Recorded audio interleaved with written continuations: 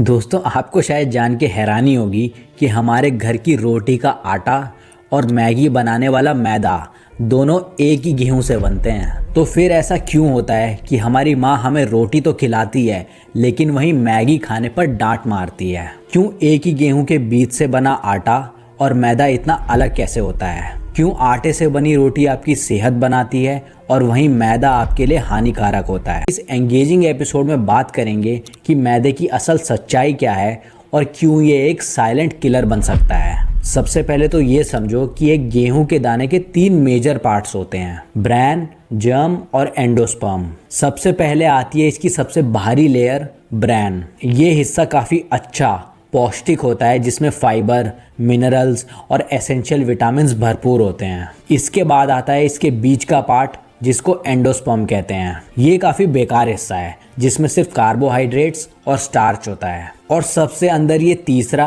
और काम का हिस्सा होता है जिसे जर्म बोलते हैं। जर्म में काफ़ी न्यूट्रिएंट्स होते हैं जैसे कि हेल्दी फैट्स, बी विटामिन्स, ई विटामिन्स और प्रोटीन्स। अब आते हैं कि आटा और मैदे में फ़र्क क्या होता है। देखो, जब हमारी रोटी वाला आटा बनता है तब उसमें ये पूरा दाना इस्तेमाल किया जाता है जिसमें ब्रैन, जर्म और एंडोस्पर्म तीनों मौजूद होते हैं। इसीलिए इसको होल व्हीट के नाम से भी जाना जाता है। लेकिन वहीं मैदा बनाने के प्रोसेस में ब्रैन और जर्म को हटा दिया जाता है और सिर्फ बचा हुआ एंडोस्पर्म का इस्तेमाल होता है जिसमें सिर्फ कार्ब्स और स्टार्च है।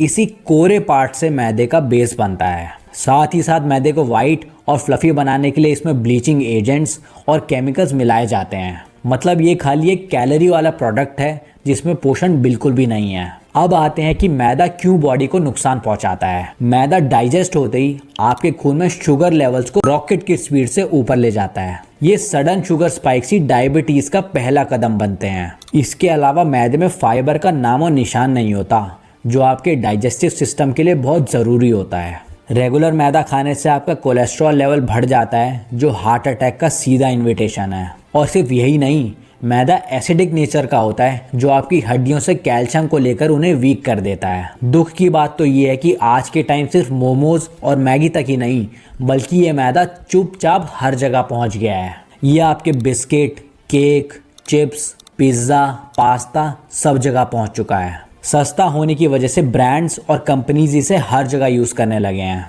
और जब भी आप ये प्रोसेस्ड फूड खाते हो आप अपनी बॉडी को एक न्यूट्रिशन लेस चीज़ खिला रहे हो। पर अब आप शायद सोचो कि फिर हम क्या खाएं। गुड न्यूज़ ये है कि आप मैदे के ऑल्टरनेटिव्स यूज़ कर सकते हो जो हेल्दी और इक्वली टेस्टी होते हैं। मैदे की जगह आप होल व्हीट आटा, बाजरे और ज्वार का आटा, ओट्स का फ्लोर और आलमंड फ्लोर जैसे ऑप्शन चूज करो। ये आपको न्यूट्रिशन के साथ साथ टेस्ट भी शानदार देंगे। ये इंग्रेडिएंट्स प्रोसेस्ड नहीं है और आपको नेचुरल एनर्जी और पोषण देते हैं। बस एक चॉइस को बदल के आप अपनी हेल्थ को दशकों तक का एक्स्ट्रा सपोर्ट दे सकते हो। कितना भी जिम कर लो, एक्सरसाइज कर लो, पर आप जो खाते हो वही आपकी बॉडी बनाता है। तो अगर आप चाहते हो कि आपका फ्यूचर सेहतमंद और खुशहाल रहे तो माँ की रोटी को वापस प्लेट में लाओ और अगली बार जब मोमोज की प्लेट या वाइट ब्रेड देखो तो उससे दूर भागो।